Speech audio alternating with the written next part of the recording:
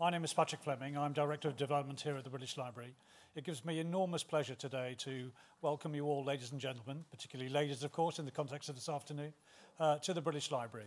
It gives me particular pleasure today because through Global Thinkers Forum and the British Library, we've created already a number of different strands of relationship that have, we think, added to the value of the world. And today, of course, you're going to do many more of those things. So without further ado, it is just my duty and my responsibility this afternoon to say thank you all for coming and to invite your Chief Executive, Elizabeth Philippouli, to come to the podium. Good afternoon. Good afternoon, Your Excellencies, Baroness Scotland, Minister Elwood, ladies and gentlemen, all the new friends. So great to see you all, although I have to say that the lights are blinding me, so I cannot really see you. Welcome. So last Sunday morning, I was walking in Geneva by the lake, and it was a beautiful, bright and warm morning. People enjoying the sun, the fresh spring breeze and the blue water. It was really an idyllic landscape, a bliss. And suddenly, I come across this very powerful cartoon exhibition right on the promenade. And suddenly, I'm forced to remember, in this idyllic, beautiful landscape, that our world is anything but idyllic. It's anything but a paradise, not as long as war, greed, oppression are prevalent in our societies. So the exhibition featured a series of really strong political cartoons highlighting some of this world's curses, so to speak: gender gap, oppression, fake news, dictatorships, war, segregation walls, the immigration, the refugee crisis.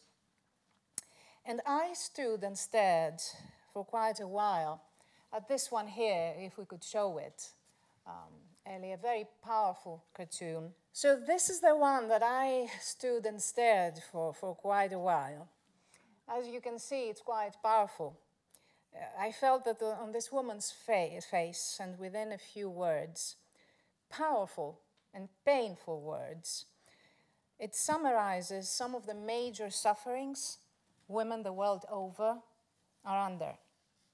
And for once more, at this very moment, I felt that it is nothing less than necessary and urgent to launch an initiative like Athena40 that aims to raise awareness around the importance of fearlessness and inspire women to step outside of their boundaries.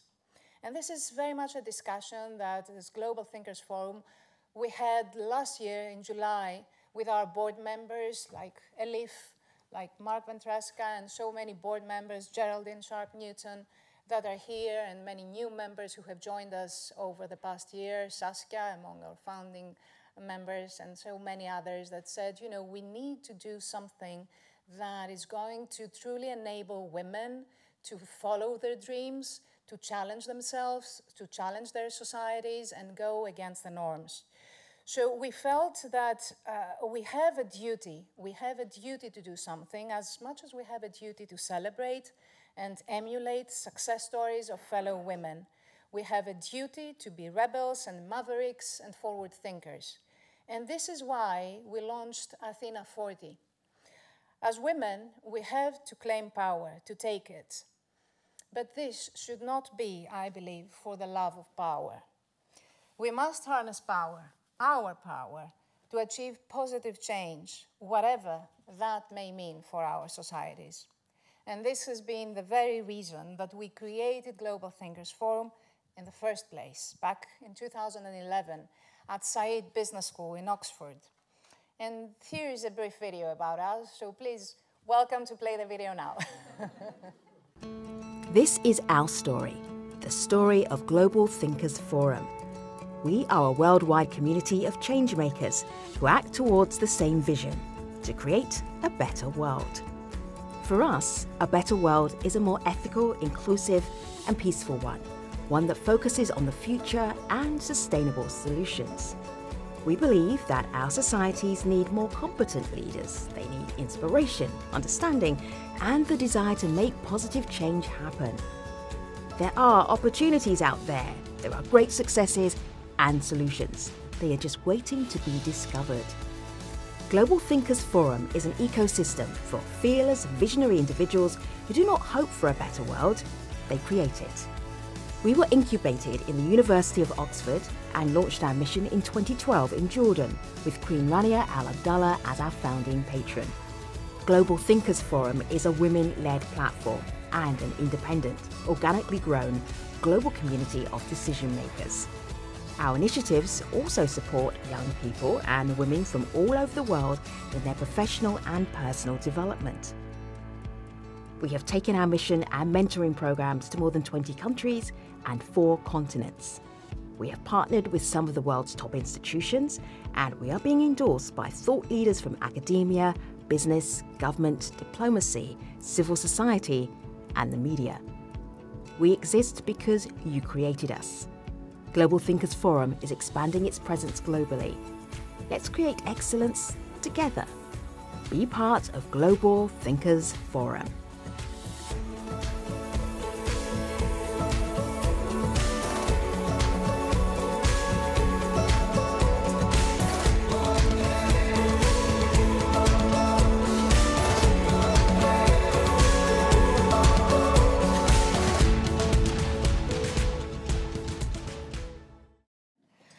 Baroness Scotland, as you know, is the first woman Secretary General of the Commonwealth. But before heading the Commonwealth, Patricia has a long list of significant firsts. Trained as a lawyer, she became the first black woman to be appointed a Queen's Counsel in 1991. At 35, she was also the youngest woman ever to be made a QC. She's the first black woman to be appointed Deputy High Court Judge, Recorder and Master of Middle Temple. And she was appointed Attorney General in 2007, the first woman to hold the post since it was created in the 14th century. So I know that you have to be somewhere else soon, and we thank you again for being here. Without further ado, I would like to invite you on stage and welcome you to Athena40 and for showing your support and the significance of this initiative.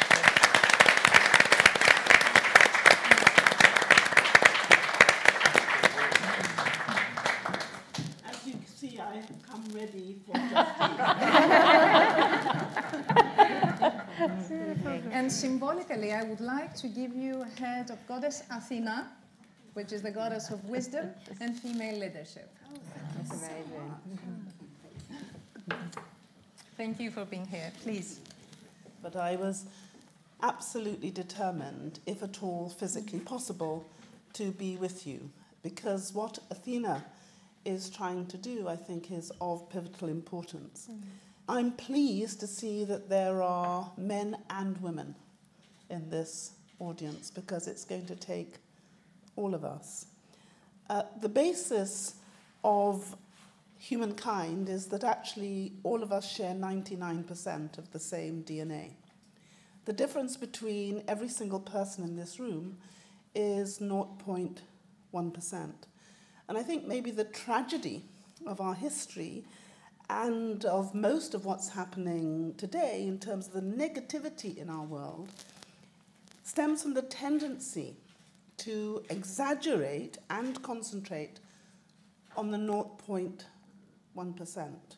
So to help our member states derive even greater benefits from the distinctive ease with which we work together in the Commonwealth, we have established a Commonwealth Innovation Hub, which is a repository of all the knowledge and expertise of successful innovation. It collates and disseminates examples of what has worked so that they can be applied elsewhere in the Commonwealth. But we're also collecting what has not worked.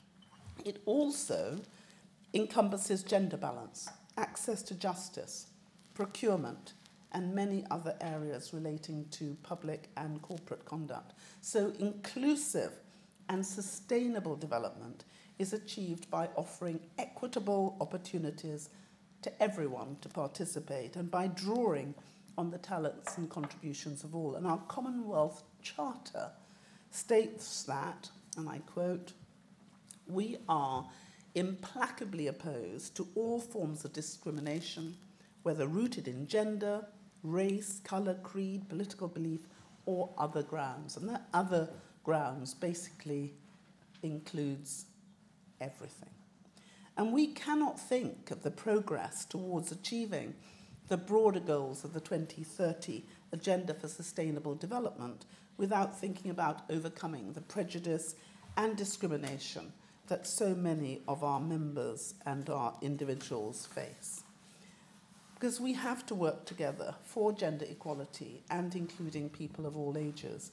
And gender equality and the empowerment of women and girls through education and social and economic inclusion are also vital factors in being responsive to the ambitions and aspirations of all our citizens. And we lay particular emphasis on the need to open up access by women to financial services, including the informal sector of developing economies for women entrepreneurs engaged in micro, small, and medium enterprises.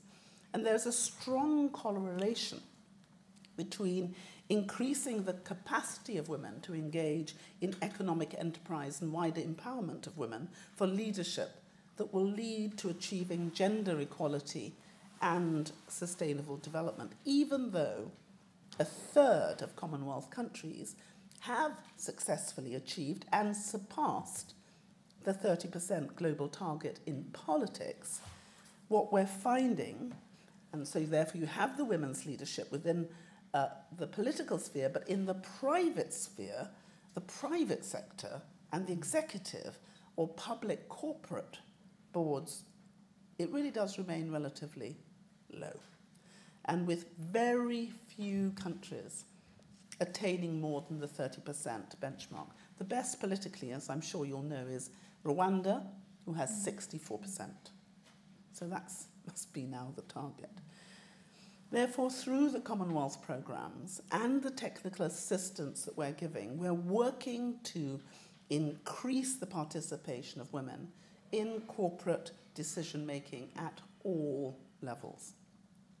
And this requires reform of the banking services so that there is provision of products that are tailored to serve the particular patterns of demand and needs of women. We know that the power of parity report that McKinsey came out with, which I think most of us know by heart, that between 12 and 28 trillion could be added to the global economy if women played an important part. So just imagine you say to people, don't care about morals, okay? Talk about the money. So, because all the empirical data demonstrates that the corporations and the institutions who perform best and function most successfully are those where we have 50-50. Not more of one or more of the other, 50-50, balanced and inclusive, because parity leads to progress. And alongside this, equitable access to climate financing is really essential for the greater adaptation and resilient strategies so that the inclusion of women is not hampered by other pressures. And indeed, women and girls can play a crucial role in the efforts to address climate change. The 2030 Agenda provides the platform and the pathway for addressing gender equalities. And we, as the Commonwealth, are well positioned to work collectively just to join up the dots, making the case that women's economic empowerment is a critical factor in tackling climate change. So our Commonwealth approach renders gender equality as a cross-cutting factor that contributes towards achieving our collective goals of social and economic development, democracy, and peace building. And we see gender equality as a theme running through absolutely everything we do. And a particular focus is on the participation of women in public life through our work on women and political leadership. An equal participation in politics by women, I think, is really vital, working towards societies that are more equal at every level, more fair, more resilient, and more sustainable.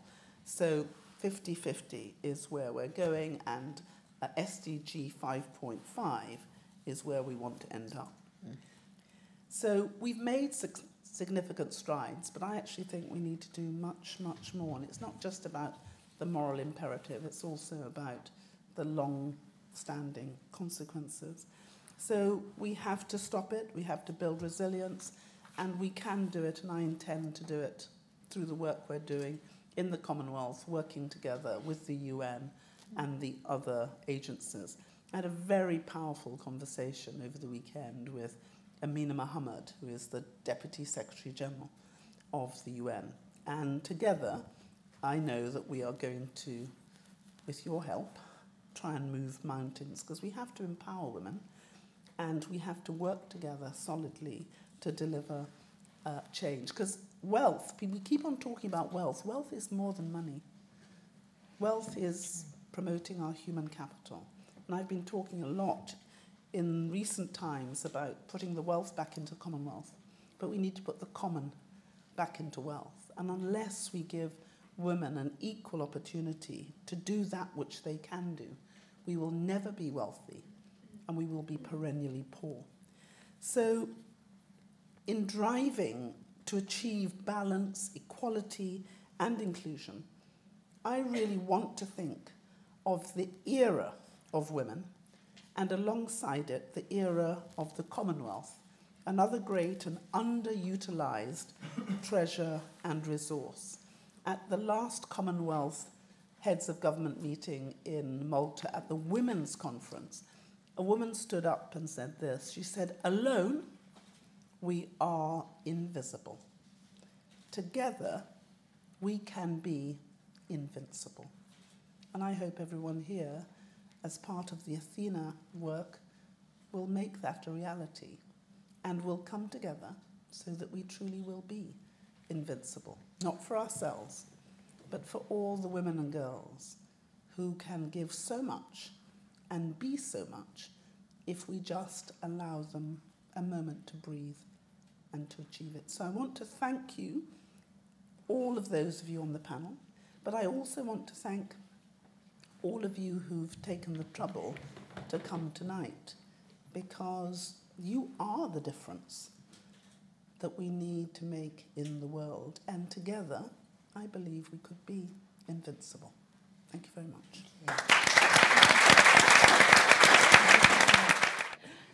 My name is Dr. Yvonne Thompson, CBE. I received a CBE in 2003 from, at the Queen's Honours Birthday List for the work that I do in support of women, minorities and ethnic minority business owners. So all of my days, that as far back as I can remember, I've been a bit of an activist, a campaigner, a supporter of women and promoting women in business. I was born in Guyana in South America and came here when I was 4, and the things I could tell you that I can't do in 2 minutes, I hope they'll come out during, I hope so too. yeah, During the time. So I'll pass over.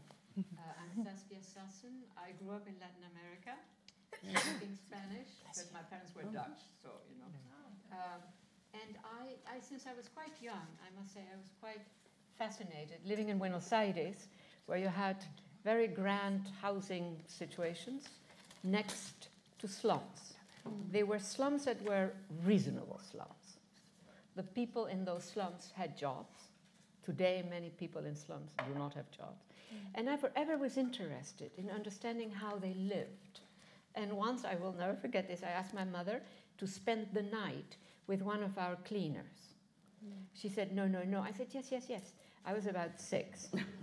And I had respect for my mother because she said, okay, you go. And don't you come in the middle of the night crying, saying, oh, moreover, it was a big distance. And so I learned something.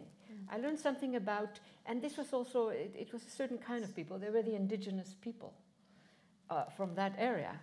And they had a terrible, I mean, they had really a terrible life, but enormous dignity. And I remember this one woman, she was taller than all of us, you know, sort of a warrior woman, but too thin to be there, too under. So anyhow, that did shape my life in a very significant way. Living in Latin America did it. Coming to North America, I would say unshaped it a bit. Well, I look forward to revisiting that. That sounds like fun. Right. Thank you. I'm Elif Shafak. I'm a writer, I'm an author. I also write essays, I give talks, I'm a public speaker. I think I find it difficult to name these as separate entities because the way I see it, they're all connected. So I guess the way I connect with the world is always through words, written word or the spoken word, but it's always through the alphabet, the letters. I was born in Strasbourg in France, then I came to Turkey, to Ankara with my mother. Then around the time I was 10 years old, I went to Madrid, Spain, we lived there, and then Amman, Jordan, Germany, Cologne. Then I moved to Istanbul, I fell in love with Istanbul. Istanbul plays a very important role in my writing, but I also felt a bit suffocated there from time to time. So I went to Boston, Michigan, Arizona, back to Istanbul, and then to London. I guess life has always been nomadic in many ways, but the one thing that I took with me wherever I went, and that's my perpetual suitcase, is my writing. Thank you. Fascinating. Justine. Well, I run something called the Center for Synchronous Leadership. We are a leadership consultancy and think tank focused on systemic change in the corporate sector. And I think what has driven me in terms of creating, you know, what we now have is very much a desire for justice, equality, values in the world to actually be integrated into the business sector, and refusing to see a world where those two things are separate as a good world, given how much power business has. And I think for me, my passion about power being integrated with justice starts with my name, which means justice. And that being very much from a very young age part of my experience. And America has been a wonderful source of transformation for me because I'm the only American in my entire family by birth. And so I was teased for being American growing up.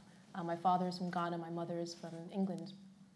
And so their experiences, my father's experience with racism in a country where he couldn't relate to the racism and didn't understand it and was a bit traumatized by it, and my mother's experience of sexism, starting off her career later on as the first female manager in a utility sector firm, and all the things that she dealt with.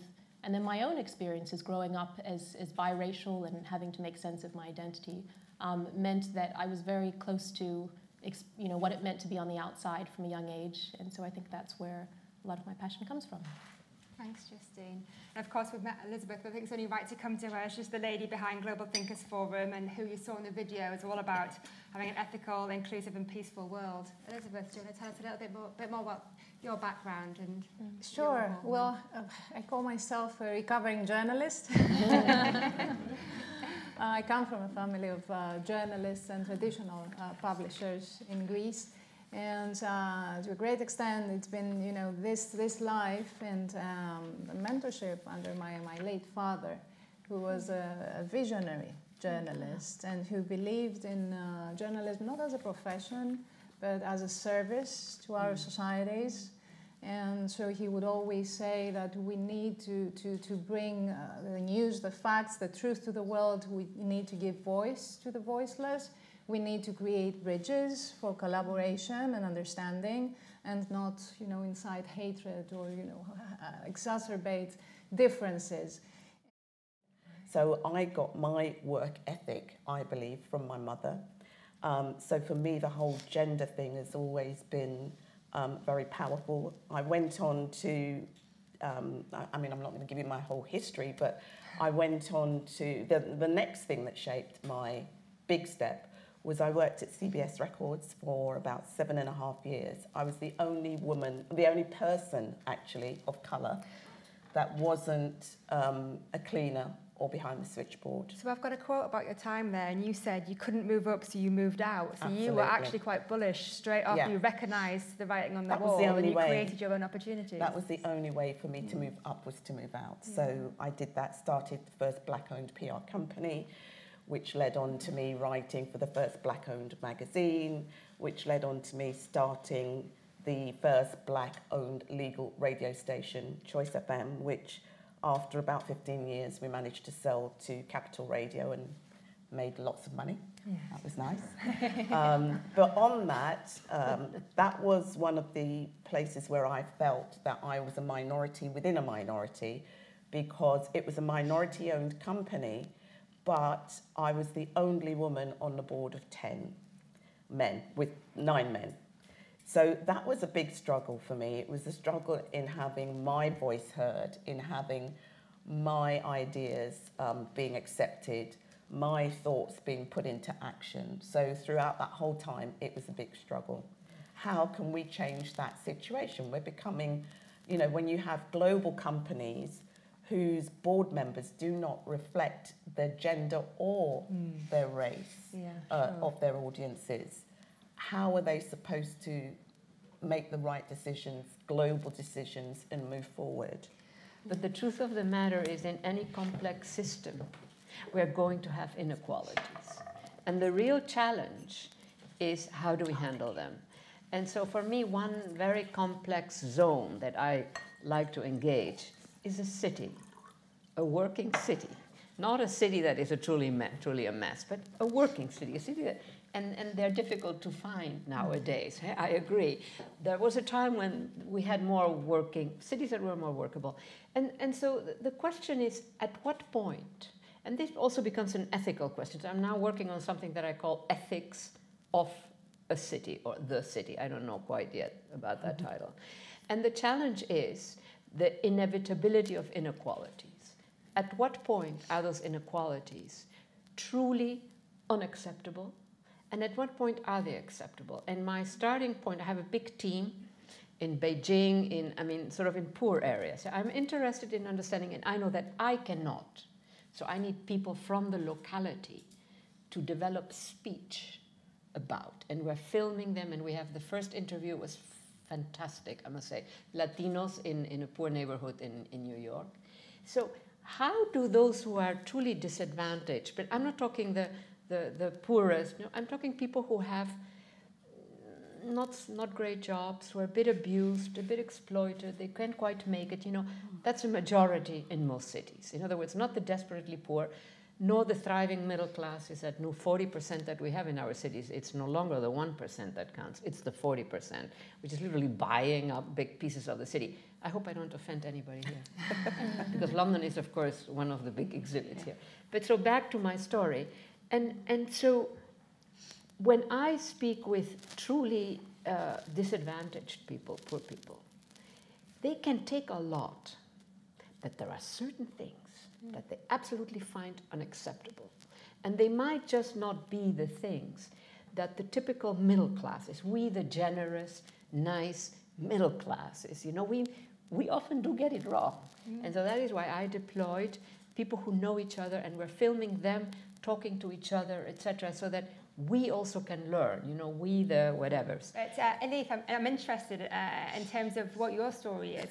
You've done I spent quite a lot of time the weekend working through your TED Talks, which are absolutely fascinating. And there's one, and I would look at it, but I really do urge you to do so, called The Revolutionary Power of Diverse Thought. And the direct quote from you in that is, when society slides backwards into authoritarianism, nationalism, or religious fanaticism, women have much more to lose. And I think those words will probably very much resonate with people around the room tonight. And you say, this is why now is the time for global activism and, in my opinion, global sisterhood. That, I mean, it was a very powerful, I think it was a 20-minute speech, but that literally stood out so much to me. It was very powerful. Please, can you talk to me a little bit about why now is the time for global activism and global sisterhood, why it's so important, and why it's important to you personally? I appreciate it, thank you. I think coming from a country like Turkey, one of the experiences we had was that time does not necessarily go forward. We tend to take that for granted, right? As if tomorrow has to be more progressive than today. As if we are bound to learn from the mistakes of past generations, and there's a linearity to time, to the flow of time. But in fact, it is not necessarily like that at all. Just the opposite, countries like Turkey have shown us that in fact time can go backwards. We can make the same mistakes, and I'm talking about the past within living memory, I'm not talking about 500 years ago, again and again and again, as if we're drawing circles. And yes, societies can unfortunately tumble back into authoritarianism, religious fanaticism, ultranationalism, and every time these trends are on the rise, it means sexism is on the rise, because they go hand in hand. Elizabeth, I'm going to come to you first, then I'm going to come to you, Justine. And I want to ask you first, Elizabeth, do you think we are entering the women's era? Are we anywhere near it? Are we already in it and we're just still battling through? And Justine, afterwards, I'm going to come to you and I'm going to ask you about this thing called the women's problem as it's seen, as it's perceived, because it's not a women's problem, it's a business problem, it's a societal problem, and I'm keen to get onto that topic as well. So, Elizabeth, are we in the women's era? We're starting. We're at the very beginning, I think. We live in a world which is very uncertain and very unpredictable. And I think that people realize that women are necessary to be included, both when it comes to politics, but also when it comes to social change. So politics means governance and public leadership. Social change, I see it associated with not only civil society, but also the business sector. So the more we understand that, again, as I mentioned before, women can balance this emotion versus reason shift, the more we're going to move towards this era of women. But all of us, the women, on this panel, I'm listening to your stories and I realize that all of us have women in our lives, have had women in our lives, our moms, our grandmothers, who have been very powerful, fearless women. And I heard Nawal in this interview that she gave me talking about her grandma. And actually my grandma was an uneducated. And she was one of the most fearless and powerful and influential women that informed what I became later on in life. And she was not afraid to stand up. So I resonated with all your stories and Nawal's stories, although we come from very different backgrounds and very different countries, and we find a similarity, we find a commonality there. And that gets me to consider two elements. A, the role of the family, and it's not necessarily connected to an environment and a cultural environment that is liberal or oppressed. It is very much an individual thing and a personality thing, because look at where you grew up, Elif. As you were talking to us, you transported us to an Ankara which was dangerous, oppressed, in a way a war zone around your house. And look at you, what you became, thanks to your, how did you call it? Your grandma? The Turkish name. Anne. And of course your mother. So I think that this defines us, and also to go back to what Nawal said in your initial question, Sarah, about speak your mind and be ready to pay the price. Your work at the Centre for Synchronous Leadership, what do you recommend in terms of working with supportive male counterparts and bringing other male counterparts and colleagues along with us so we have equal recognition and so we can support both genders? What's your take on that? What's my take? Well, first I'll just connect on a story level, which is that, and also why I love the quote. But the original quote you had around being yourself, even when it pains you or something like that, it really resonates with me, but it implies you have a choice, and to some degree. And for me, and I think my story, we're all different, but my own story, growing up in America with black and white, with neither of my parents understanding American dynamics around that, was that as a child, I had no choice but to figure out who I was in that context. And I didn't have parents who understood how to do that, because neither of them was me. And so being a pioneer, I would say both of my parents as immigrants were pioneers, but being a pioneer of my own identity was not something I had a choice about. But the better I did it, the easier life was going to be. So the idea of being a pioneer, taking brave risks, that was never something that was alien to me, or that, that's something I was somewhat comfortable with. Yeah. I think I had a moment when I left the corporate world after starting a women's network and getting involved with all sorts of things, and I thought, okay, I'm leaving some of the sexism and subtle, unconscious, subtle things that happen. I'm leaving that behind, and then facing life as an entrepreneur and realizing you can't feed yourself unless you get through it. Especially my target audience being, senior leaders in business, many of whom happen to be men, and all of a sudden realizing that this double standard for women around both needing to be assertive enough and show you had what it takes, but also be feminine enough to avoid being called names or sort of really unsettling double standards, people. yeah. That's double standard. I felt like all of a sudden it hit me, the unfairness of that double standard, much more than it had previously. And so I looked into the research around it. I became more familiar with it, and I thought for the first time in my life, I thought this is just unfair. I'd faced barriers before, being a woman in maths, but for the first time in my life, I felt this was really unfair. And the realization for me was thinking that this unfair combination is actually exactly what we need to figure out for ethical leadership. Yeah. We need men and women who are going to both be assertive and kind and compassionate. And so to come back to your original question, I think we can see a lot of this stuff as a woman's thing, and I think it does affect women. But really underneath it, there's a leadership thing, and there's a power dynamic thing. And what do we value in the world? What do we put power behind? And I think that that's why there is a connection between women and what you see in terms of violence, what you see in terms of economics. It's this larger connection, because underlying the DNA of it is around, what does power look like? Who's allowed to have power? What does leadership look like? And when we see that men are also, it's a systemic problem. Yeah. And so in addressing it as a systemic problem and using language of it as a systemic problem, I have found in the corporate world there are ways to actually invite men to feel that they are on a shared journey in finding a solution for a shared problem. International Women's Day is not just for women. Yeah. It's for everyone. Picking up from that, may I invite one man from the audience? We have the Defence Minister Tobias Ellwood with us, and I wonder how you have been and you are collaborating with women, and women in the public sphere, women in government. We are underrepresented. Have you been able to identify some reasons, or some main reasons why that is? Why is it that women are not as, active or dynamic or that present in the public sector in governance? Well, firstly, thank you for inviting me to say something rather unexpected. It happens. Just to explain, my name is... This is on. Yeah, it is. My name is Tobias Ellwood. I'm the minister, one of the ministers in the Ministry of Defence. One of my responsibilities is actually looking at defence people.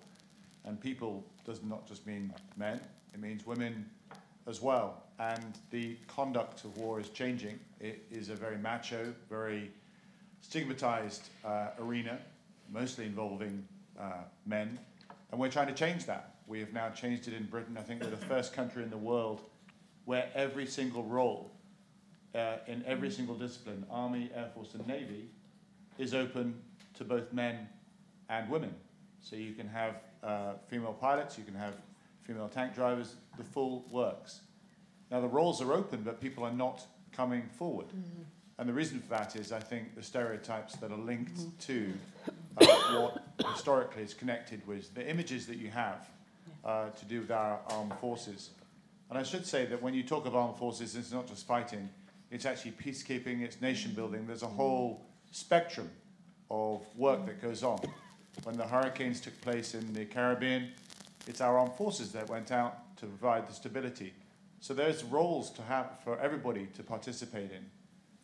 We are trying to expand that, because if we want the brightest and the best to join the British forces, we want the best to come forward from the talent that is available.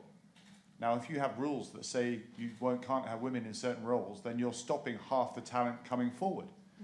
And because of the complexities of war fighting, nation building, and peacekeeping, because of the technologies involved, it's no longer involved just heavy lifting and so forth. It means that there are roles open. But we're having to go back to the very beginning. We're going back to the cadets and schools to say should be as ambitious in any walk of life, particularly in the armed forces, if you want to serve your country, and that's actually what we're trying to do.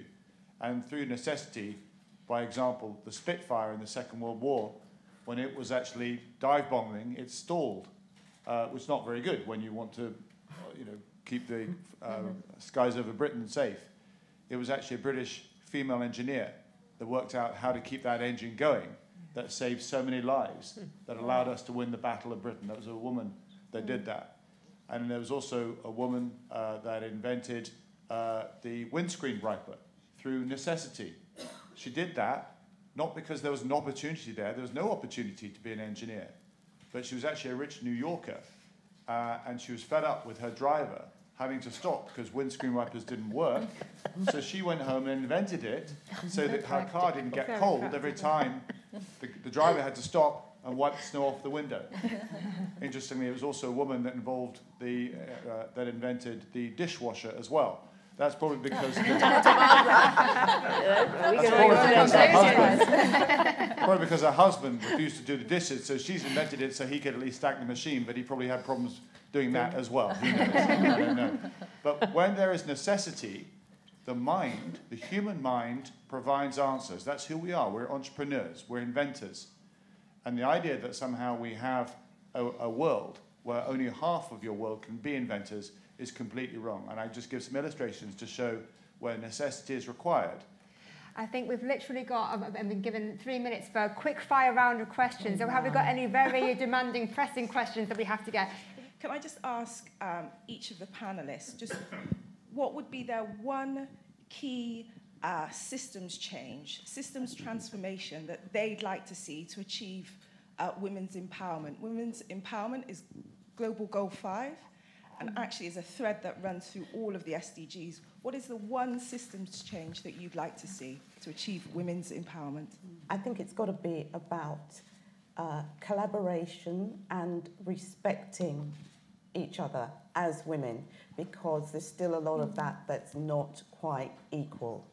I had an international women's conference, a global women's conference, a whole week long of conferences, and then an awards dinner. At the awards dinner, I'm going to be very blunt here, I had about 4 or 5 white women come up to me and say, I thought this was an international women's conference, not a black women's conference. Ooh. And I thought, wait a minute, aren't black women international? And also, this is something that I experience as a black woman in reverse on a daily basis. So until we can understand, respect, and work with each other, I think, that's the first step for me.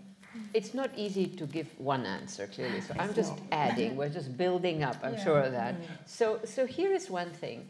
I have come to see that too often the intelligence of women and the knowledges that they have, because they also have often developed their own knowledge tracks, so to say. And I'm talking also about modest situations, and I'm talking about, not so modest situations. And I think there is a kind of intelligence that women have. And I see that in poor neighborhoods, and I see it also in rich neighborhoods. I don't want to say that this is and that is an intelligence that is underused, mostly. Not for all of us, clearly. I think not for us, maybe, but, for many.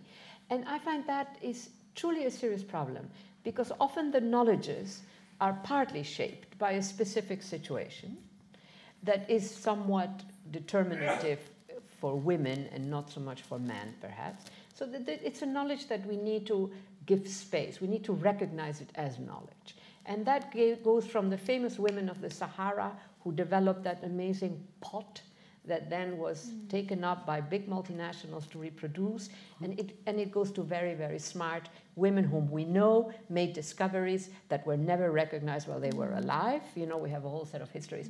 So we have to take that very seriously. I think there are so many crucial things. One of them for me is the kind of women's movement that goes beyond political party divisions, class divisions, ethnic divisions, nation-state divisions, and connects women across, races and all kinds of imaginary divisions that we carry in our minds. That is incredibly important, that kind of all-embracing spirit of sisterhood and empowerment of each other. But I think we should also start thinking more closely about masculinity. So it's not men versus women, but what is masculinity? How do we raise our own sons? And masculinity is a straitjacket, especially in places like the Middle East, on the shoulders of so many young men who do not conform to the given description of manhood. They suffer all the time. So we need to find a new language, a new narrative that reaches out and has a broader scope. The third thing I think that is incredibly important is stories. Because how do you dehumanize the other? I mean, once you dehumanize the other, you can do anything to the other person. If that person is from another race, from another nationality, from another sex, you have to dehumanize the other so that you can create that systematic discrimination. We have to rehumanize. And the only way to do that is through stories, by discovering each other's stories and multiplying the stories. So I think that's incredibly important. And if I may add this, I go to many schools to give talks. And one thing that I observe again and again, especially in very patriarchal countries, is you go to primary schools, because I wrote children's books as well in Turkey, and that gave me a chance to talk to children of various ages.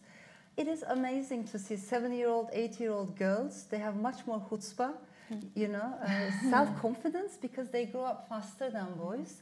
So you ask them, how many of you would like to become an artist one day or a writer? So many hands go up, and girls are so confident. And then I would go to high schools. Everything has changed.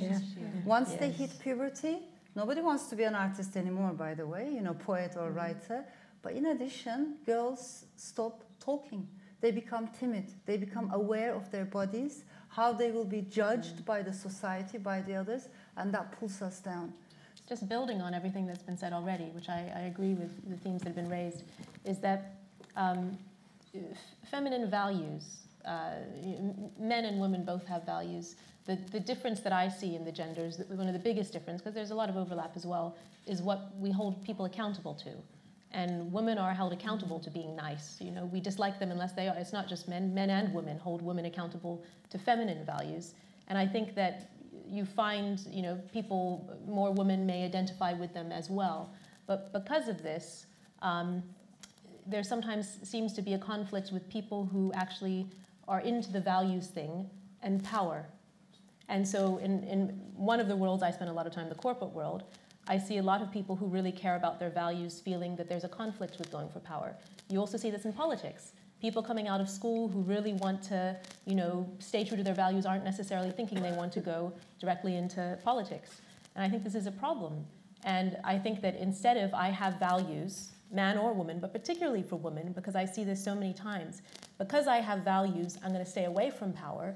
We need a new narrative of because I have values, I'm going right in. Because I have values, because I want to be compassionate, I'm going for power, where I deserve it and where I can make a difference. And that switch in narrative would have huge implications. If you look at the things that are wrong in the world, it's often where you see that power and you don't see those values.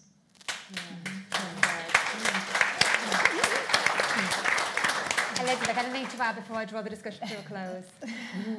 So perhaps my fellow journalists are not going to like the answer that I'm going to give. Because to me, it's the entire media system that needs to change.